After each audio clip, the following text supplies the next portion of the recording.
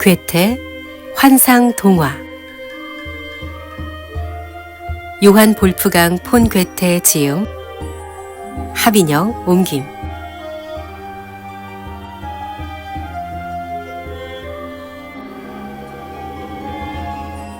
세상엔 별의별 일이 다 일어나요. 내 손이 얼마나 검은지 보세요. 내가 살아서 숨 쉬는 한 손은 계속해서 작아질 거예요. 그러니 내 손이 아예 사라져 버리기 전에 서둘러야겠어요. 난 왜 불도깨비들을 도와주려고 했을까요? 왜 나는 거인의 그림자와 마주쳤을까요? 왜 강물에 손을 넣었을까요? 릴리 공주, 나에게 양배추 1개, 아티초크 1개, 양파 1개를 줄 수 없나요? 그것들을 강가에 가져가야 하거든요. 그래야 내 손이 전처럼 하얗고 고와질 수 있어요. 그렇게 되면 당신의 손과 내 손을 나란히 놓아도 손색이 없을 텐데. 양배추와 양파는 아마 찾을 수 있을 거예요. 그런데 아티초크는 찾아봐도 소용없을 거예요. 내 정원에 있는 식물들은 꽃을 피우거나 열매를 맺지 않거든요. 그렇지만 내가 작은 나뭇가지를 꺾어서 내가 사랑했던 것을 무덤 위에 심어주면 곧 푸르게 자라난답니다. 그런 나무들, 덤불들, 무덤들이 내 주변에서 자라고 있는 거죠. 이 양산처럼 뻗어난 소나무들, 오벨리스크가 되어버린 편백들, 거대한 떡갈나무와 너도 밤나무들은 원래 열매를 맺지 못하는 이 땅에 내가 나의 슬픔을 기억하기 위해 심은 작은 나뭇가지들이었어요. 노파는 자신의 손만 바라보느라 릴리 공주의 말을 제대로 듣지 않았습니다. 아름다운 릴리 공주 앞에서 자신의 손은 더 검고 작아지는 것 같았습니다. 노파는 이곳을 떠나야겠다고 생각했습니다. 바로 그때 자신이 릴리 공주를 찾아온 가장 중요한 이유가 생각났습니다. 노파는 곧장 줄마노로 변한 몹쓸을 바구니에서 꺼내 릴리 공주 가까이에 있는 잔디 위에 놓았습니다. 내 남편이 당신에게 보내는 선물이에요. 당신의 손길로 보석이 된 몹쓸을 다시 살아나게 할 수 있다는 걸 알아요. 이 충실하고 귀여운 개 몹스는 당신에게 큰 기쁨을 줄 거예요. 몹스가 당신과 함께 있다는 생각만으로도 개를 잃은 나의 슬픔이 한결 나아질 거예요. 기쁜 마음으로 몹스를 살펴보던 릴리 공주는 감탄하며 말했습니다. 나에게 희망을 주는 징조가 많군요. 하지만 우리가 많은 불행을 겪은 뒤에 좋은 일이 가까워질 거라고 여기는 건 우리의 착각이 아닐까요? 그 많은 징조가 나에게 어떤 도움을 줄까? 사랑하는 새의 죽음, 석탄같이 검게 변한 당신의 손, 줄마노가 된 개 몹스, 나에게 도움이 될 수 있을까? 등불의 명령으로 여기까지 왔을까? 인간의 즐거움로부터 영원히 떨어져 내 주위엔 슬픔뿐이네. 어째서 성전은 강가에 세워지지 않았을까? 어째서 다리는 놓아지지 않을까? 릴리 공주가 하프를 연주하며 누구라도 매혹할 법한 노래를 불렀습니다. 노파가 이제 어떻게 해야 할지 몰라서 안절부절 못하고 있는데 마침 그 순간 초록뱀이 나타났습니다. 초록뱀은 릴리 공주가 부른 노래의 마지막 부분을 듣고는 확신에 차서 릴리 공주에게 말하기 시작했습니다. 다리에 대한 예언은 이루어졌어요. 초록뱀이 소리쳤습니다. 아치 모양의 다리가 얼마나 멋진지 이분에게 물어보세요. 전에는 불투명한 벽옥과 만호로 되어 있어서 모서리에서만 빛이 났지만 지금은 투명한 보석으로 되어 있어요. 그 어떤 노곡수보다 맑고 그 어떤 에메랄드보다 아름다운 색조를 띠고 있어요. 다리가 마음에 들었나 보군요. 릴리 공주가 말했습니다. 예언이 아직 이루어지지 않았다고 생각하는 나를 용서하세요. 아치 모양의 다리는 여전히 보행자들만을 위한 거예요. 우리에게 약속된 건 말과 마차, 모든 나그네가 동시에 양쪽으로 건널 수 있는 다리예요. 그리고 강물에서 솟아오르는 다리 기둥에 대한 예언도 있지 않았나요? 계속해서 자신의 손만 바라보던 노파는 둘의 대화를 중간에서 끊고 떠나려고 했습니다. 잠깐만요. 릴리 공주가 말했습니다. 나의 카나리아를 데려가요. 부탁하건대 당신 남편의 등불로 내가 사랑하는 카나리아를 아름다운 황옥으로 변하게 해주세요. 난 나의 손길로 당신의 개 몹스를 되살아나게 할게요. 그러니 서둘러 주세요. 해가 지면 이 불쌍한 카나리아가 부패하기 시작할 거예요. 그러면 형태를 영영 잃어버리게 될 거예요. 마침내 노파는 작은 사체를 부드러운 잎사귀로 감싸 자신의 바구니에 넣고 서둘러 떠났습니다. 그나저나 초록뱀이 끊겼던 대화를 다시 시작했습니다. 성전은 지어졌습니다. 하지만 강가가 아니잖아요. 릴리 공주가 말했습니다. 땅속 깊은 곳에 있어요. 초록뱀이 말했습니다. 난 왕들을 봤고 그들과 이야기도 나누었어요. 그러면 언제 그들이 일어서나요? 릴리 공주가 물었습니다. 난 이 말이 성전 안에 울리는 것을 들었어요. 때가 머지 않았다고.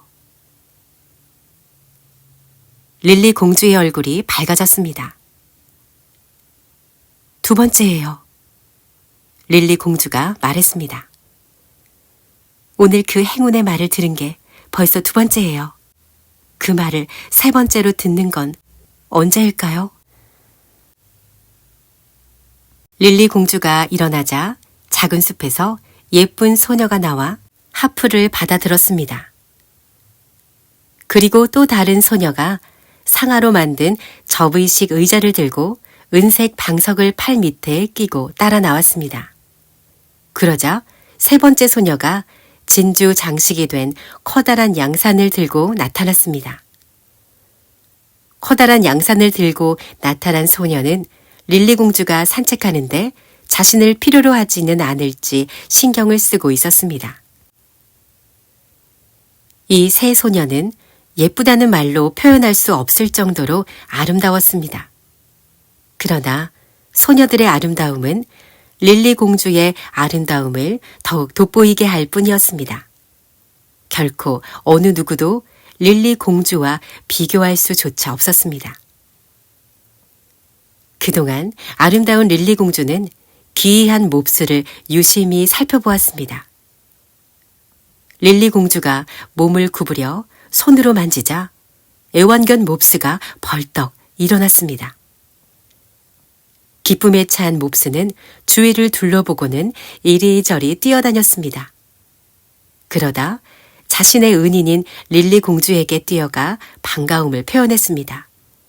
릴리 공주는 몹스를 들어올려 꼭 껴안았습니다. 여전히 몸이 차갑구나. 릴리 공주가 몹스에게 말했습니다. 비록 절반의 생명밖에 없는 너지만 환영한다. 난 앞으로 널 아끼며 사랑할 거야. 즐겁게 놀고 다정하게 돌보고 꼭 안아줄게.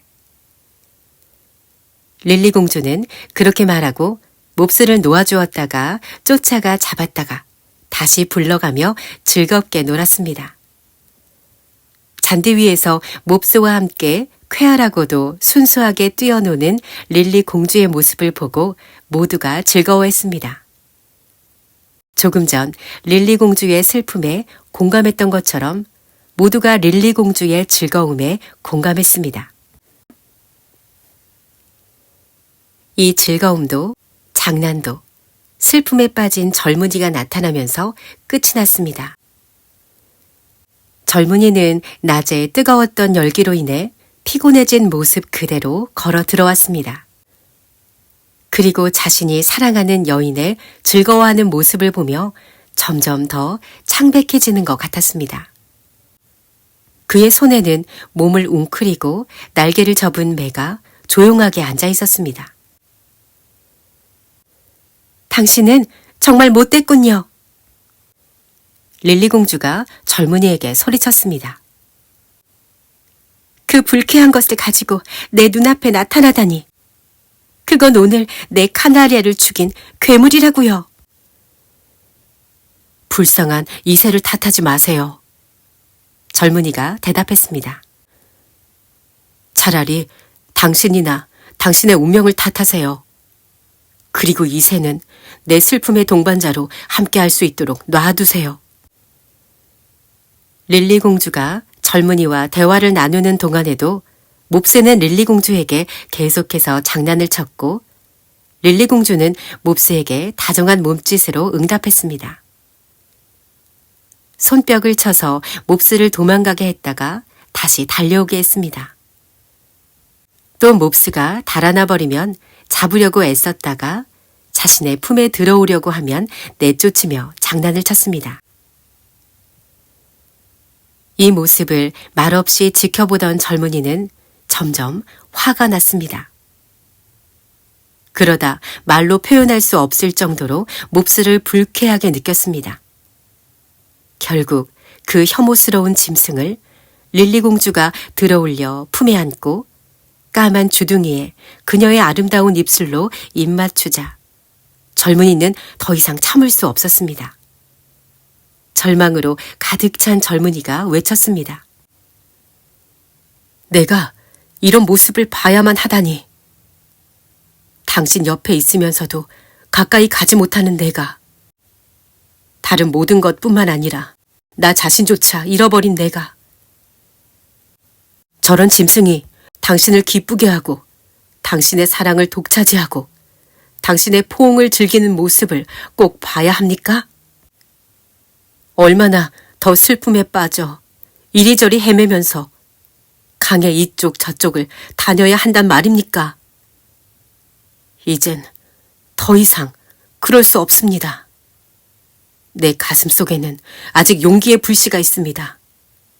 지금 이 순간 그 용기의 마지막 불꽃이 타오릅니다. 만약 당신의 품에 돌덩어리로 안길 수 있다면 난 그 돌이 되겠습니다. 당신의 손길이 나를 죽게 한다면 난 당신의 손길에 기꺼이 죽겠습니다. 이렇게 말하고 젊은이는 거칠게 몸을 움직였습니다. 손에 앉아있던 매가 날아오르고 젊은이는 릴리 공주를 향해 달려갔습니다. 릴리 공주는 젊은이가 가까이 오지 못하게 하려고 손을 들어 올렸습니다. 그러자 그만 손이 젊은이에게 닿고 말았습니다.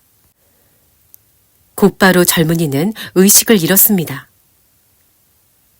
릴리 공주는 자신의 품에 젊은이가 쓰러지자 소스라치게 놀랐습니다. 릴리 공주가 비명을 지르며 뒤로 물러서자 젊은이는 땅바닥으로 쓰러졌습니다. 결국 비극이 일어난 것입니다. 사랑스러운 릴리 공주는 젊은이의 시신을 바라보며 꼼짝도 할 수 없었습니다. 릴리 공주의 가슴은 젊은이의 심장과 함께 멈춘 것만 같았습니다. 너무나 슬프고 놀라서 눈물조차 흐르지 않았습니다. 몹시가 릴리 공주의 따뜻한 몸짓을 되찾기 위해 애썼지만 소용이 없었습니다. 릴리 공주는 온 세상이 무덤처럼 느껴졌습니다. 릴리 공주는 절망에는 어떤 도움도 필요하지 않다는 것을, 어떤 것도 소용이 없다는 것을 알았습니다. 반면에 초록뱀은 더욱 빠르게 움직였습니다. 초록뱀은 뭔가 계획이 있는 것 같아 보였습니다. 유연한 초록뱀은 젊은이의 시신 주위를 넓고 둥근 원 모양으로 둘러싼 뒤 자신의 꼬리를 이로 물었습니다. 그리고 한동안 가만히 있었습니다. 이윽고 작은 숲에서 릴리 공주를 기다리고 있던 소녀들 중 한 명이 나타났습니다. 상아로 만든 접의식 의자를 가지고 온 소녀는 다정한 손짓으로 릴리 공주에게 앉으라고 했습니다. 곧 두 번째 소녀가 불같이 붉은 베일을 들고 나타났습니다. 그것은 릴리 공주의 머리를 가리는 것이 아니라 꾸미기 위한 베일이었습니다. 세 번째 소녀는 릴리 공주에게 하프를 건네주었습니다. 릴리 공주는 겨우 아름다운 하프를 자기 쪽으로 끌어당겼고 현을 퉁겨 소리를 내었습니다. 첫 번째 소녀가 맑고 둥그런 거울을 들고 다시 돌아와서 하프를 연주하고 있는 릴리 공주의 맞은편에 놓았습니다. 거울에는 릴리 공주의 모습이 비쳤고 릴리 공주는 세상에서 가장 사랑스러운 자신의 모습을 보았습니다. 슬픔은 릴리 공주의 아름다움을, 베일은 릴리 공주의 매력을, 하프는 릴리 공주의 우아함을 돋보이게 했습니다. 사람들은 릴리 공주의 슬픈 상황이 바뀌길 몹시 바랬지만 그녀가 현재의 슬프고도 아름다운 모습 그대로 영원히 있었으면 하는 마음도 들었습니다. 가만히 거울 속 자신의 모습을 바라보면서 릴리 공주는 하프를 연주했습니다. 현이 떨리며 애처로운 음색을 내면 릴리 공주의 고통은 점점 커지는 것 같았습니다. 하프는 강한 음색으로 릴리 공주의 고통에 대답했습니다. 가끔 릴리 공주는 노래하기 위해 입을 벌리기도 했지만 목소리가 나오지 않았습니다. 곧 릴리 공주의 슬픔은 눈물이 되어 흘러나왔고 릴리 공주는 온몸에 힘이 빠졌습니다. 두 소녀는 팔로 릴리 공주를 붙들었고 하프는 릴리 공주의 품에서 떨어졌습니다. 재빠른 한 소녀가 겨우 악기를 붙들어 놓았습니다. 해가 지기 전에 누가 등불을 든 노인을 데리고 올 수 있나요? 초록뱀이 어렴풋하지만 들을 수 있게 소리내어 말했습니다. 소녀들은 서로 쳐다보았고 릴리 공주는 점점 더 많은 눈물을 흘렸습니다. 그때 바구니를 든 누군가가 숨을 헐떡거리며 돌아와 소리쳤습니다. 망했어. 나는 평생 불구의 몸으로 살게 될 거야. 거의 다 사라진 내 손을 좀 봐요. 늙은 뱃사공도 거인도 어떻게 해줄 수 없었어요. 내가 강에 빚을 졌기 때문이래요. 양배추와 양파 수백 개를 약속해도 소용이 없었어요. 그들은 3개 이상은 절대 받지 않겠대요. 그런데 이 주변에선 아티초크를 찾을 수가 없단 말이에요. 등불을 든 노인의 아내였습니다. 당신의 걱정거리 같은 건 잊어버려요. 초록뱀이 말했습니다. 그리고 이곳의 일을 좀 도와주세요. 그러면 당신에게도 도움이 될 수 있을 거예요. 가능한 한 빨리 불도깨비 둘을 찾으세요. 물론 그들을 찾기에는 아직 날이 밝긴 하지만 귀를 기울이면 아마도 그들이 웃거나 여기저기 뛰어다니는 소리를 들을 수 있을 거예요. 서두른다면 불도깨비 둘이 거인의 그림자를 타고 강을 건너서 등불을 든 노인을 찾아 이곳으로 올 수 있을 거예요. 노파는 최대한 빠른 걸음으로 불도깨비 둘을 찾으러 호수를 향해 갔습니다. 초록뱀은 릴리 공주만큼이나 불도깨비 둘이 돌아오기를 기다렸습니다. 해가 지면서 정원에 있는 가장 큰 나무의 꼭대기에서 빛이 났고 나무의 기다란 그림자는 호수와 정원 위에 드리워졌습니다. 초록뱀은 참을성 없이 움찔거렸고 릴리 공주는 계속해서 눈물을 흘렸습니다. 안절부절 못하던 초록뱀은 사방을 둘러보았습니다. 해가 지면서 자신이 둥글게 만들어 놓은 원을 부패의 기운이 뚫고 들어와 젊은이의 시신을 썩게 할까봐 걱정이었습니다. 그때 초록뱀은 하늘 높이 보라색 깃털을 가진 매가 날고 있는 것을 보았습니다. 매의 가슴에 마지막 햇빛이 비쳤습니다. 초록뱀은 좋은 예감이 들어 기쁜 마음으로 몸을 흔들었고 잠시 후 불도깨비 둘과 함께 등불을 든 노인이 마치 스케이트를 탄 것처럼 빠르고 부드럽게 호수를 건너 다가왔습니다. 초록뱀은 자세를 조금도 바꾸지 않았지만 릴리 공주는 자리에서 일어나 등불을 든 노인에게 소리쳤습니다. 어떤 선한 영혼이 우리가 당신을 몹시도 원하고 필요로 하는 바로 이 순간에 당신을 여기로 보냈나요? 내가 든 등불의 영혼이 나를 재촉했고 저 매가 나를 이끌었습니다. 나를 필요로 할 때 나의 등불은 불꽃을 튀깁니다. 불꽃을 보면 나는 신호를 찾아 하늘을 봅니다. 어떤 새나 유성이 내가 가야 할 방향을 가리켜 줍니다. 아름다운 릴리 공주, 진정하세요. 과연 내가 도울 수 있을지는 나도 모릅니다. 이것은 어느 한 사람이 할 수 있는 일은 아니지만 적절한 때에 여러 사람과 힘을 합하면 도울 수 있어요. 불길한 것은 생각하지 말고 계속 희망을 가져봅시다. 자네는 그대로 있게. 등불을 든 노인이 초록뱀을 향해 말했습니다. 그러고 나서 초록뱀 옆에 있는 흙 무더기 위에 올라가 젊은이의 시신에 자신의 등불을 비추었습니다. 그 카나리아도 여기로 가져와 원 안에 눕히세요. 소녀들이 바구니 안에서 죽은 카나리아를 꺼내 노인이 시키는 대로 했습니다. 그러는 동안 해는 졌고 어둠은 짙어졌습니다. 초록뱀과 등불이 저마다 빛을 냈을 뿐만 아니라 릴리 공주가 쓰고 있던 베일도 부드러운 빛을 냈습니다.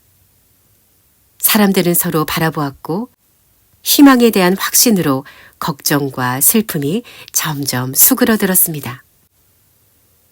이제 노파는 불도깨비 둘과 함께 있는 것도 불쾌하지 않았습니다. 그들이 몹시 홀쭉해져 있었기 때문입니다. 그 짧은 시간 동안 아낌없이 힘을 쓴 것이 분명했습니다.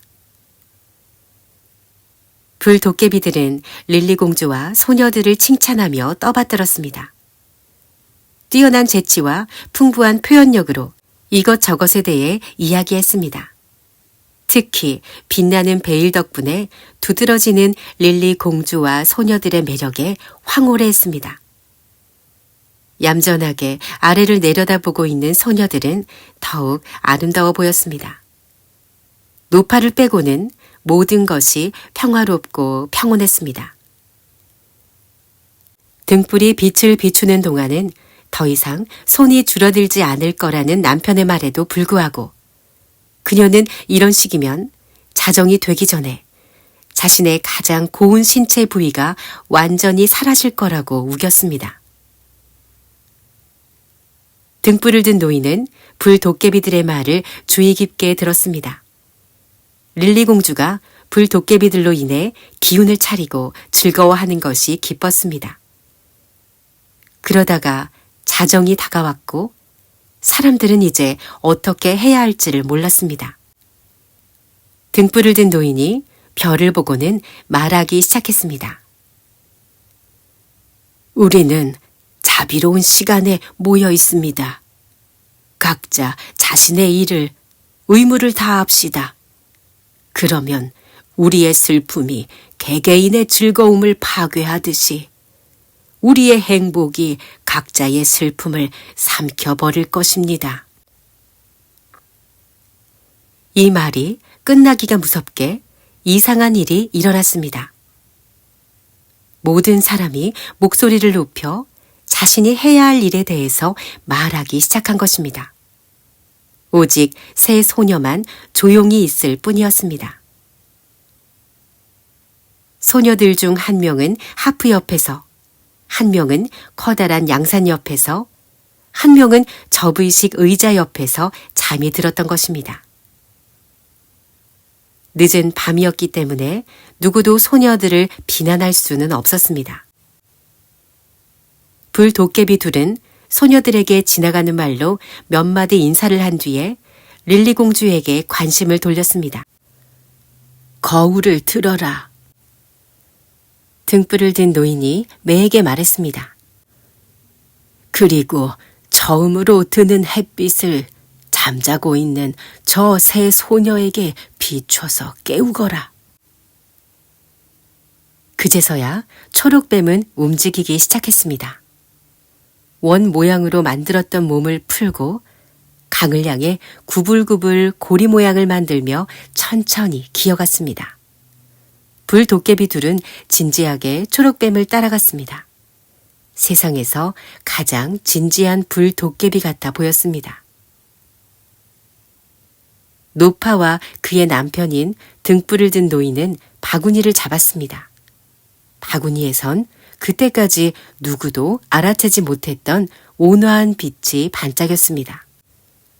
부부가 바구니 양쪽을 잡아당기자 바구니가 점점 커지며 빛은 더욱 밝게 빛났습니다. 그들은 젊은이의 시신을 바구니 안에 넣고서 죽은 카나리아를 그의 가슴 위에 올려놓았습니다. 바구니는 공중으로 떠올랐고 노파의 위에서 떠다녔습니다. 노파는 불도깨비 둘을 따라갔습니다.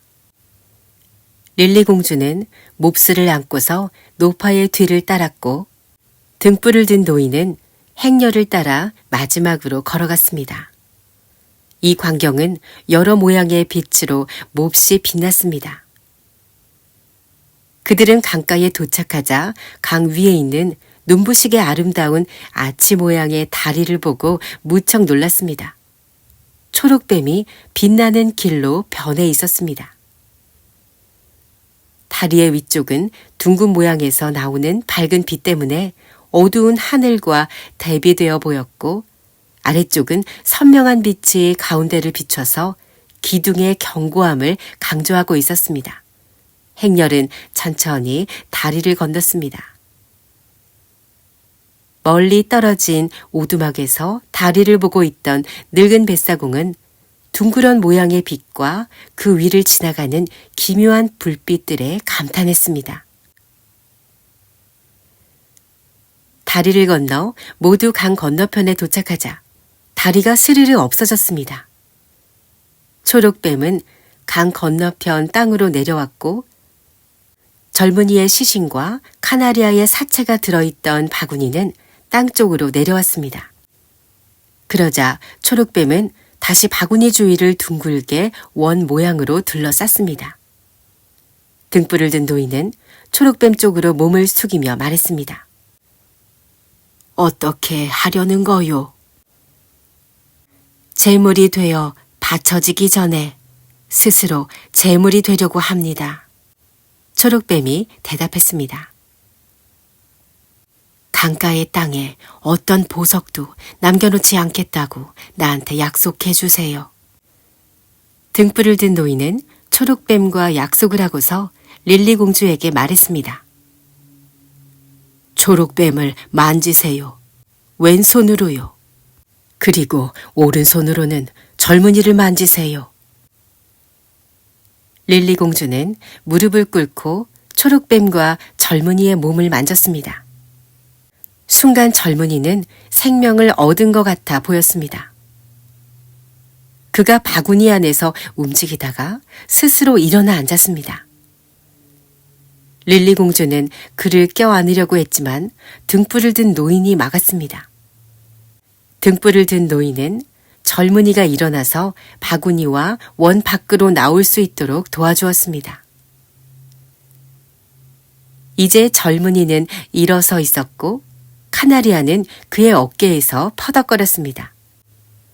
그 둘은 다시 한번 생명을 얻게 되었지만 영혼은 아직 돌아오지 않은 것 같았습니다. 젊은이는 눈을 뜨고 있었지만 앞을 보지는 못했습니다. 어떤 것도 자신과는 상관없다는 듯이 바라보는 것 같았습니다. 이 상황에 놀랐던 사람들은 마음이 조금 진정된 뒤에야 초록뱀이 얼마나 신비하게 변했는지를 알아보았습니다. 초록뱀의 유연했던 몸은 산산이 부서져 수천 개의 빛나는 보석들이 되어 있었습니다. 바구니에 손을 뻗던 노파가 조심성 없이 초록뱀과 부딪히는 바람에 초록뱀은 더 이상 알아볼 수 없는 형태가 된 것입니다. 이제 초록뱀은 그저 빛나는 수천 개의 보석이 되어 잔디 위에 둥글게 놓여 있을 뿐이었습니다. 등불을 든 노인이 즉시 바구니에 보석들을 넣자 아내도 남편을 도왔습니다. 그러고 나서 부부는 강가의 한 언덕으로 바구니를 가지고 갔습니다. 사실 릴리 공주와 노파는 많은 보석 중 몇 개를 꺼내서 갖고 싶었지만 등불을 든 노인은 보석을 모두 강물 속으로 던져버렸습니다. 마치 반짝반짝 빛나는 별처럼 보석들은 물결을 타고 떠다녔습니다.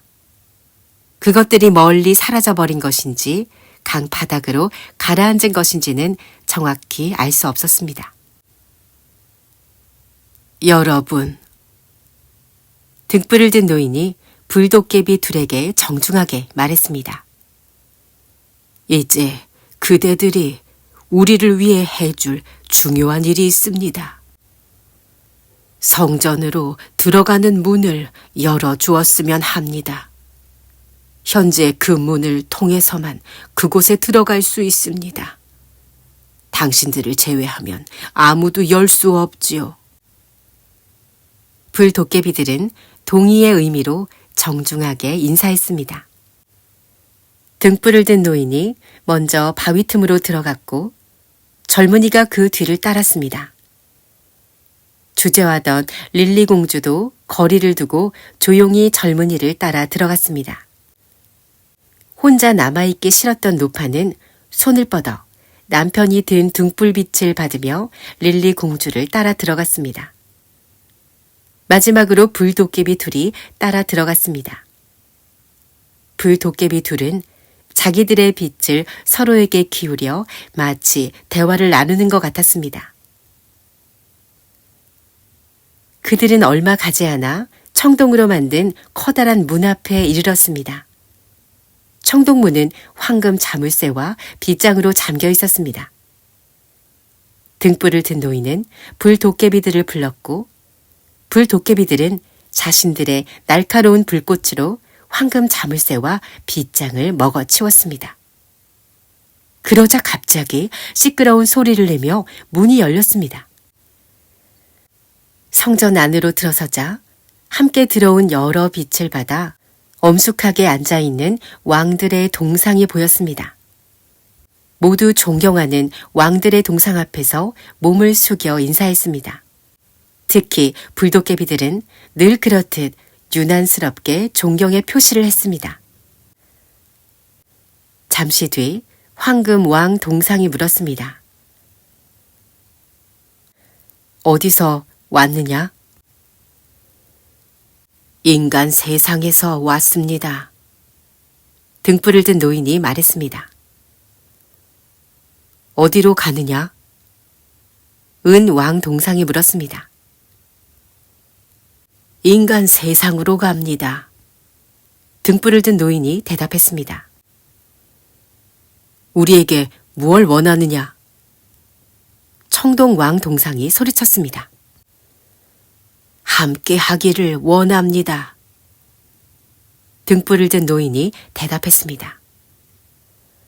혼합 왕 동상이 무슨 말을 막 하려고 하는 찰나 황금왕 동상이 바로 옆에 와 있는 불도깨비들에게 큰 소리로 말했습니다.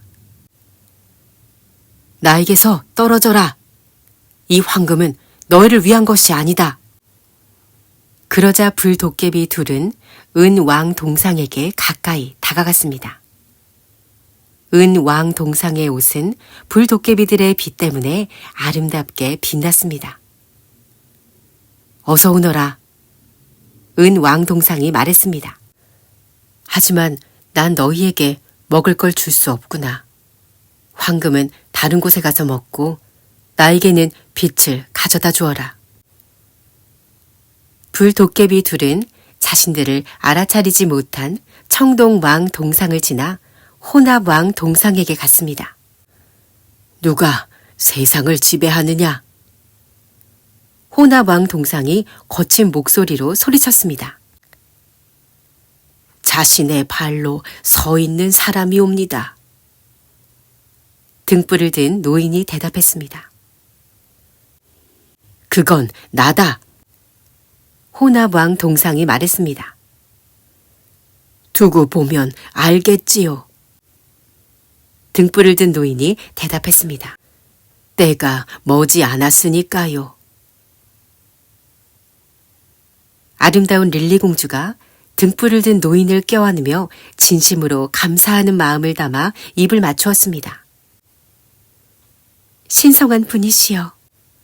릴리 공주가 소리쳤습니다. 그 예언을 오늘 3번째로 듣게 해주었군요. 수천 번, 수만 번 감사합니다.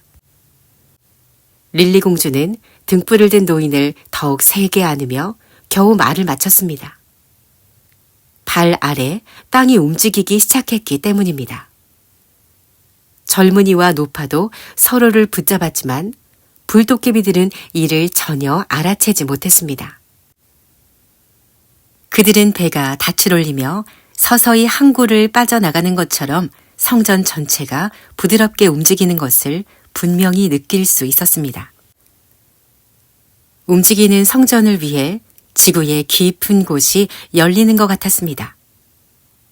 어떤 바위도 움직이는 성전을 가로막지 않았고 어떤 장애물도 성전에 부딪히지 않았습니다. 잠깐 가는 비가 둥근 천장의 틈을 통해 이슬비처럼 내리는 것 같았습니다. 등불을 든 노인은 릴리 공주를 잡으며 말했습니다. 지금 우리는 강 아래에 있습니다. 곧 목적지에 도착할 것입니다.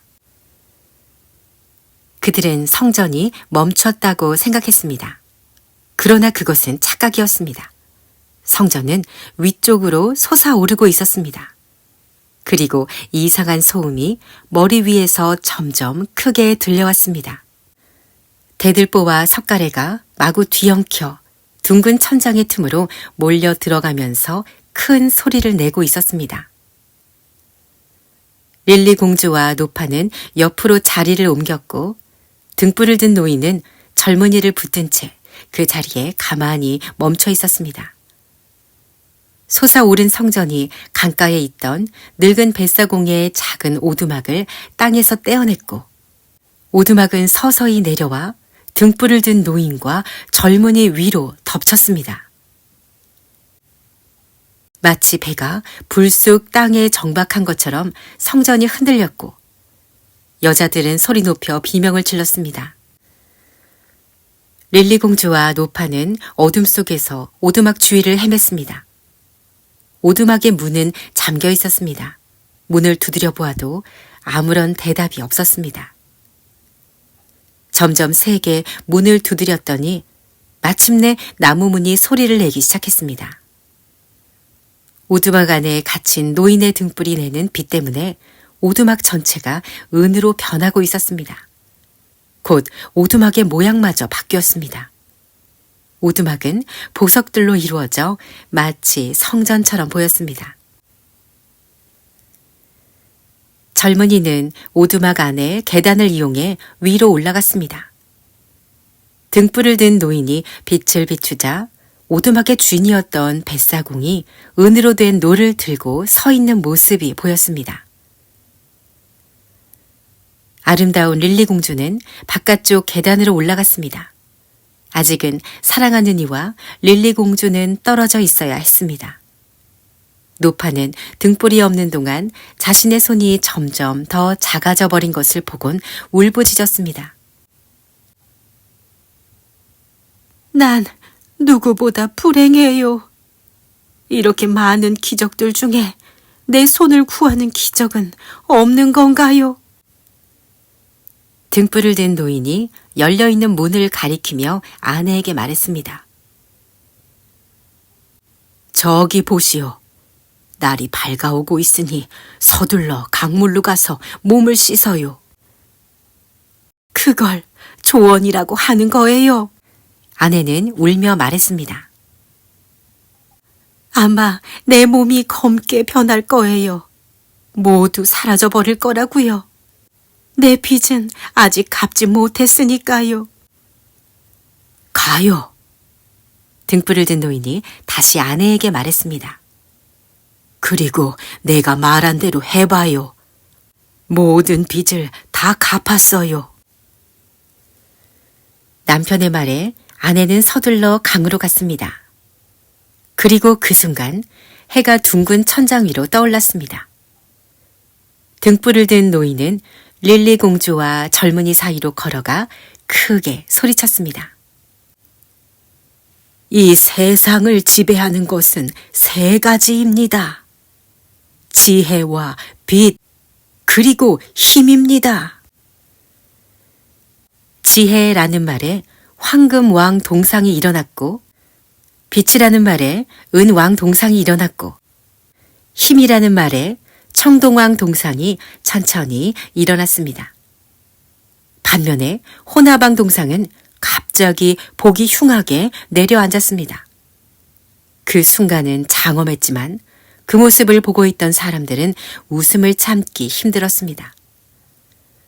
호나방 동상은 앉지도 눕지도 기대지도 않고 형태를 알아볼 수 없게 무너져 내렸습니다. 호나방 동상 주변에 있던 불도깨비 둘은 아침 햇살에 조금 창백해 보였지만 기운을 차리는 것 같았습니다. 불도깨비 둘은 뾰족한 혀로 솜씨 좋게 거대한 호나방 동상의 황금 혈관을 빨아먹었습니다.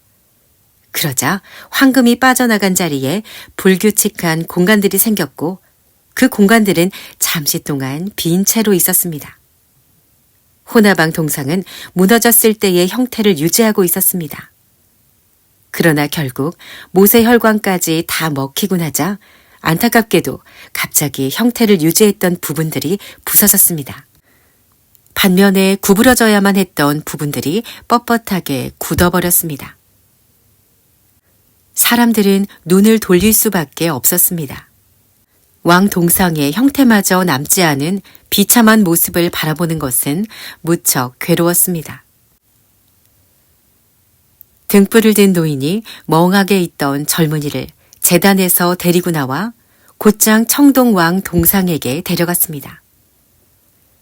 강력한 지배자의 발치에는 검이 들어있는 청동 칼집이 놓여 있었습니다. 젊은이는 칼집을 몸에 둘렀습니다.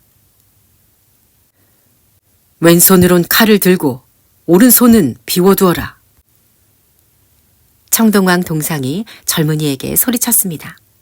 그리고 그들은 은왕 동상에게 갔습니다. 은왕 동상은 자신의 왕호를 젊은이 쪽으로 구부렸습니다. 그러자 젊은이는 왼손으로 그것을 잡았고 은왕 동상은 만족스러운 목소리로 말했습니다. 양들에게 먹이를 주어라. 다음으로 황금왕 동상에게 가자 황금왕 동상은 아버지같이 축복하는 몸짓으로 자신의 떡갈나무 잎사귀 관을 젊은이의 머리에 올려주었습니다. 최고의 것을 이해하라. 이 일이 일어나는 동안 등불을 든 노인은 젊은이를 유심히 관찰했습니다. 청동왕 동상의 칼집을 몸에 두르자 젊은이의 가슴이 부풀어 올랐고 팔은 힘있게 움직였고 발은 더욱 확고하게 땅을 딛는 것 같았습니다.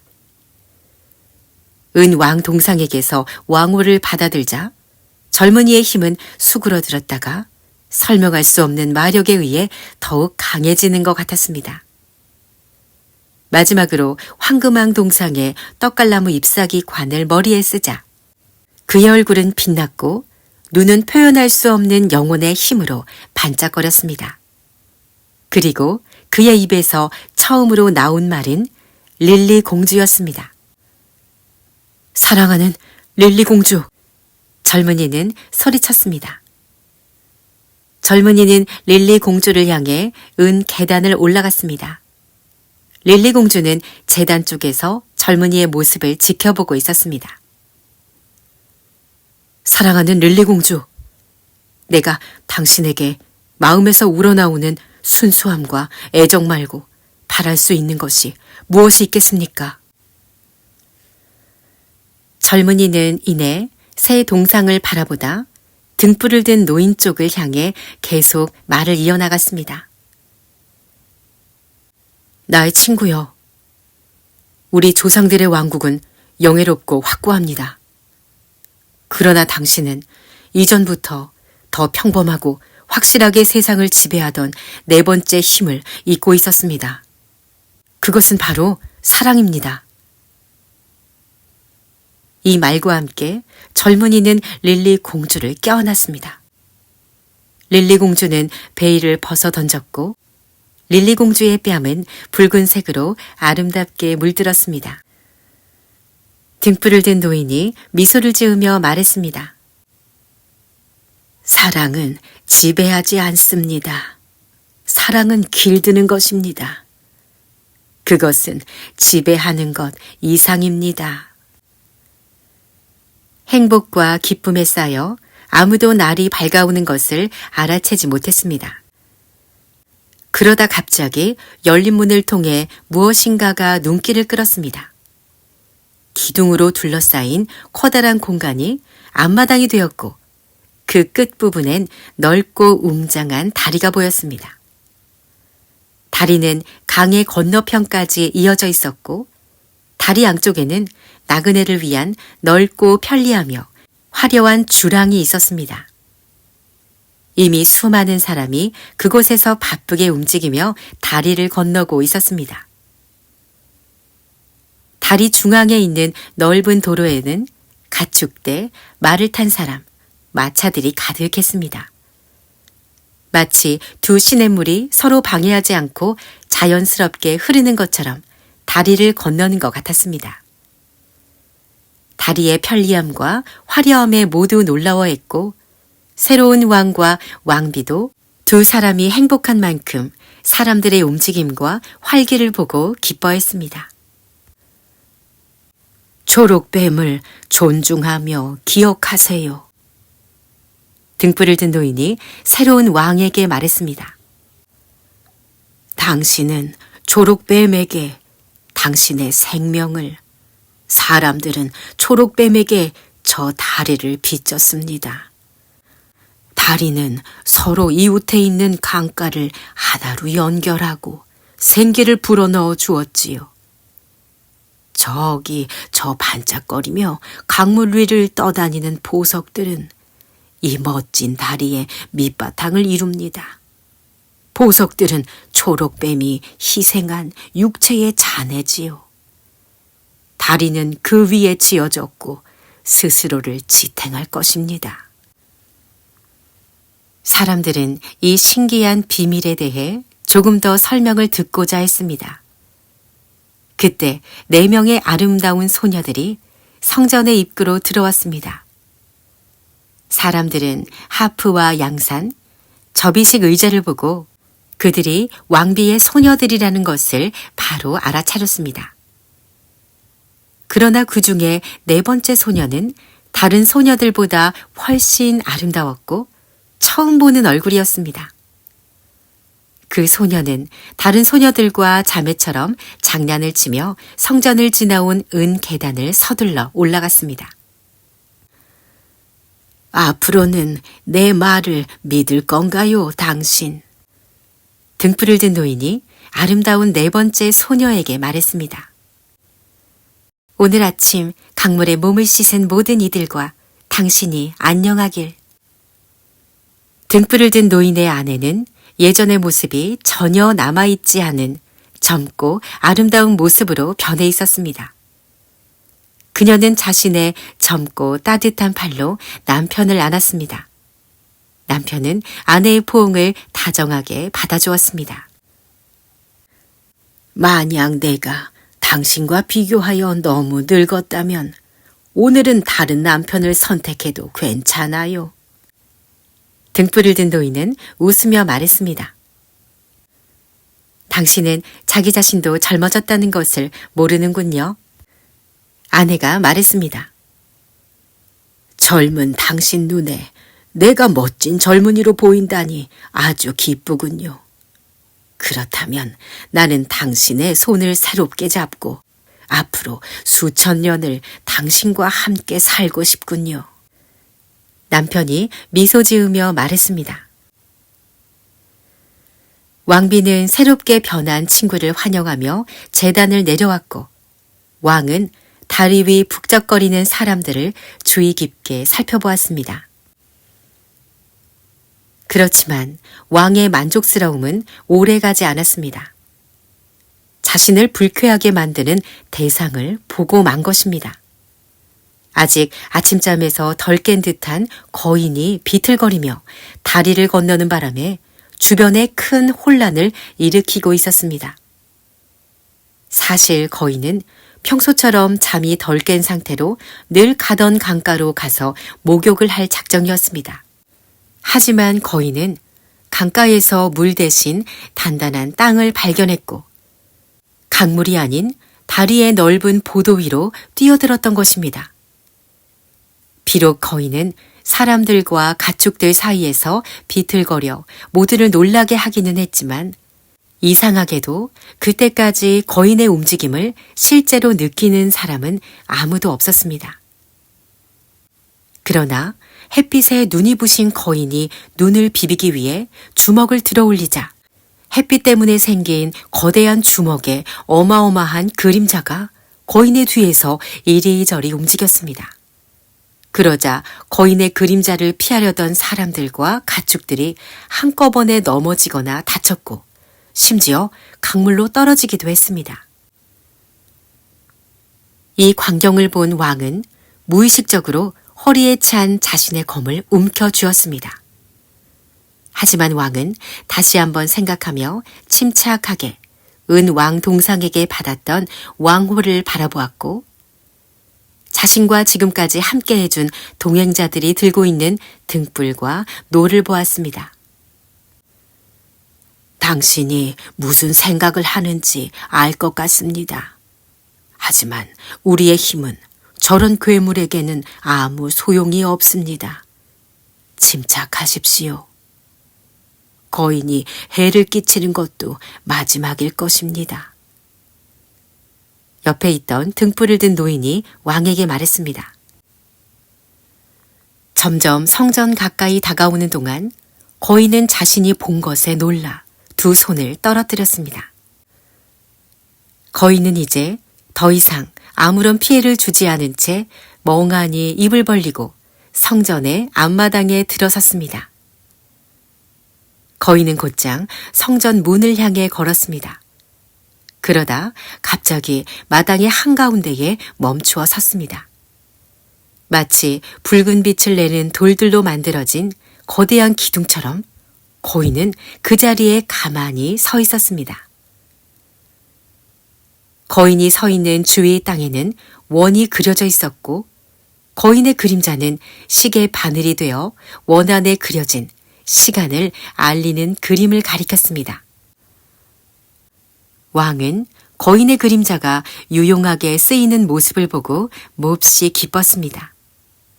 하지만 화려하게 치장을 하고 소녀들과 함께 제단으로 올라오던 왕비는 몹시 놀랐습니다.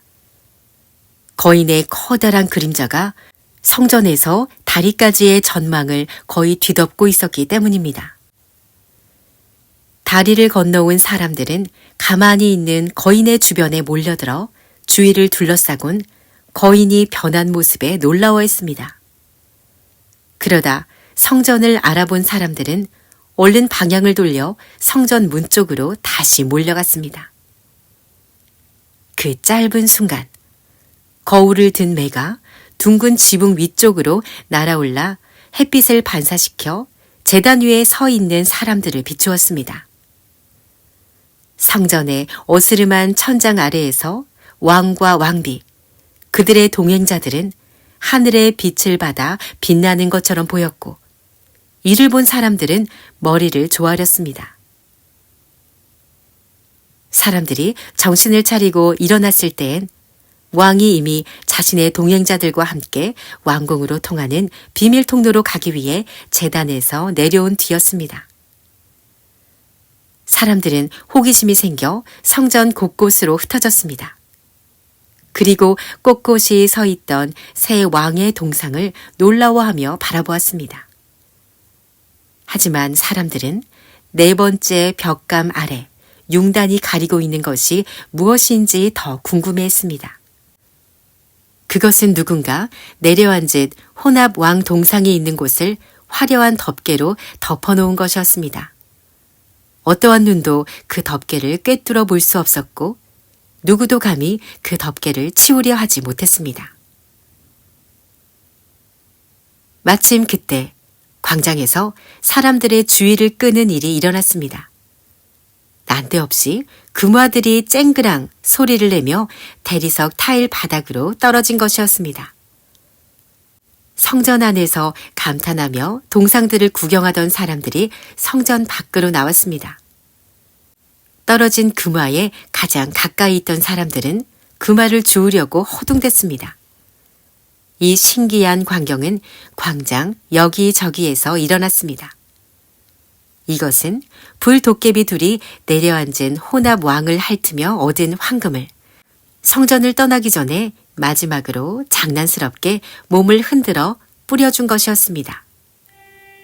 사람들은 계속해서 서로 밀거나 당기며 금화를 주우려고 했습니다. 심지어 금화가 떨어지지 않는데도 사람들은 한동안 바닥을 살펴봤습니다. 그러다가 더 이상 주울 금화가 없다는 것을 알곤 점점 흩어졌고 자연스럽게 저마다의 길을 떠났습니다. 오늘날까지도 이 다리는 나그네들로 가득하며 이곳 성전은 지구상에서 사람들이 가장 즐겨 찾는 곳이랍니다.